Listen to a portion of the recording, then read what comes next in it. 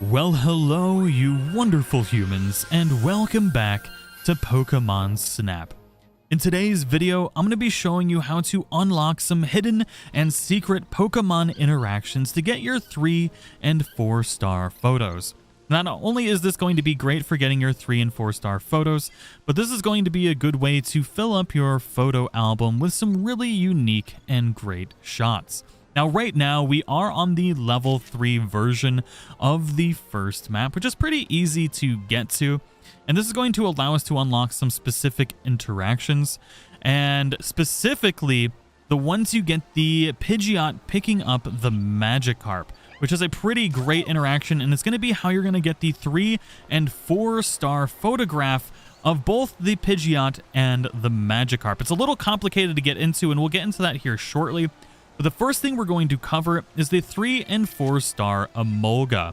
You can get this once you unlock fruits, and you're going to want to actually throw a fruit right into this patch here. And this will cause this Emolga to fly down, which is going to give you your 3-star shot when he flies down. And when he starts electrifying it is when you're going to be able to get your 4-star shot. It's going to take a few tries to get some really high quality ones, but it is definitely possible with that interaction. So checking out our albums here, there are a few things that you want to keep in mind. You want to make sure that the Pokemon is facing the camera as best as possible, so it's going to get your angle up. You can see here when it lands down, that's going to be your time for your 3-star shots.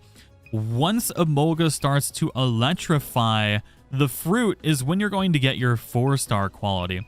Now, I really like this one because he's kind of going in for the electric shock, but I think this pose here is actually technically better, but I just really like the way this one looks. But, you know what? Let's go ahead and see what we get for this one. I know that further into the animation, you get a higher quality rating, but let's see what happens. So let's see what we get for our pose. Yeah, 228. You definitely want it farther into the animation. You can see on the left here, I got 947 for the pose. Now, the size is much higher because of my positioning, so I technically got a higher score. So really, you need to get the size, the direction, and the placement really well, and then just time that pose perfectly for the electric shock, and you can get a diamond star photo this way. Now, next up, we want to get a interaction with a Heracross, but I do want to give you a tip with your camera as well. There's a lot of things happening when you're playing Pokemon Snap, and the camera's pretty slow. You can adjust this all in the settings when you are outside of this, but if you hit left and right on the D-pad, you can actually quickly rotate around your little vehicle here, which can really help you catch fast-moving objects that are going to your right or even front and behind you. Now, you can also hit down on the D-pad to look right behind you, and then down again to look straight back ahead. Now, once you hit level 3, we're going to get a Heracross that is just around the bend from this Emolga. You can get both interactions with the Emolga and this Heracross if you're still looking to get those interactions here for your 3 and 4 star Emolga. There we go. That looks like a pretty good one here. And then this Heracross here, we want to knock down off the ledge or off that tree by hitting it. And there's a couple different ways to get things. You basically just want to photograph it this whole time. When it lands on its butt, I believe that is a 3-star. Now, sometimes it'll go over to this Wurmple and do another like attack animation. And that will give you a higher quality thing. So just keep an eye out if it goes over to that Wurmple and interacts with it. There's a couple different things that can happen. There we go. We got it quite a bit better with the Emolga that time around. Unfortunately, the size was a little bit smaller, and the direction, we can see that now that's not facing us, we got a lower score there. But we did get a higher overall score, which is pretty nice. And then this Heracross, when it's interacting with that Wurmple, you get a 2-star interaction there. Just time it a little bit better, and maybe the pose and the direction, if you knock it down early. But we got a diamond 2-star out of that, which is pretty nice. Now, for that 3-star shot, you are going to want to photograph this Heracross when its butt hits the ground. So just keep that in mind. There we go. Fill that bad boy up. And then the 4-star interaction only really happens, I think, when it does this extra animation with this Wurmple, which I've only ever gotten to do once. There it is. His attack, well, nope, he didn't do it fully, but still, that was pretty good. Now for the most difficult part of all of this, getting the Pidgeot to pick up the Magikarp. You need to hit the Pidgeot when it's here with a fruit to get it to fly away. If you miss the Pidgeot, you're going to need to restart. It does need to be hit with that fruit, and you'll see it go flying around.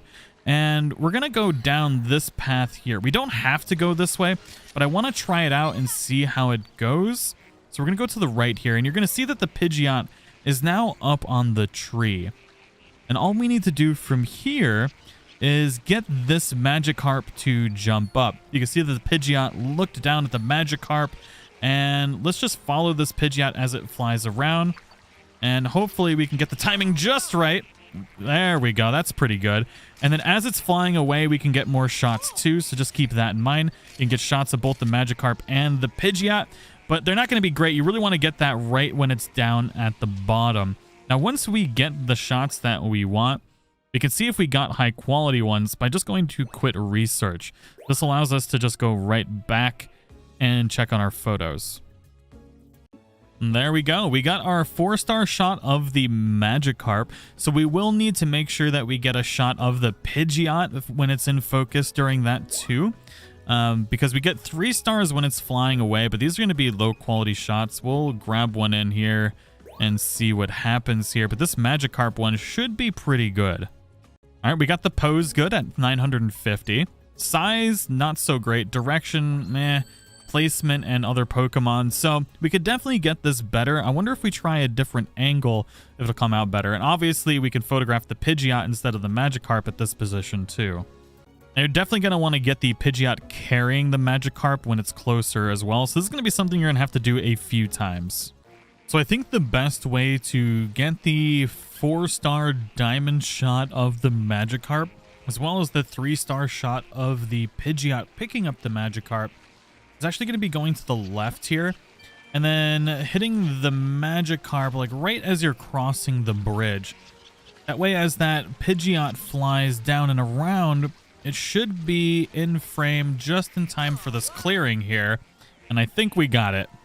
Man, if we had just zoomed in a little bit more on that shot, it would have been perfect. Now, there is one more interaction that we want to be able to get while we're here. And it's actually with this Tangrowth that's hidden on this left side here. If we throw one of the fruits up here, we're going to get the Tangrowth excited about it and should reach its arm up there. And that'll get us a 3-star shot with that Tangrowth. He gets super duper happy, and you keep photographing this for various 2-star and 3-star shots, which is pretty nice. Then we can slap that Magikarp again just for funsies. And that is all of the secret little interactions that I want to showcase today so far. Oh, I just missed a Pidgeot from this angle. I thought that would have been a good one. But anyways, I do hope you all enjoyed today's video. If you did, make sure to slap that like button, show the video some love, let the YouTube algorithm know you want more, and I'll see you all in the next one.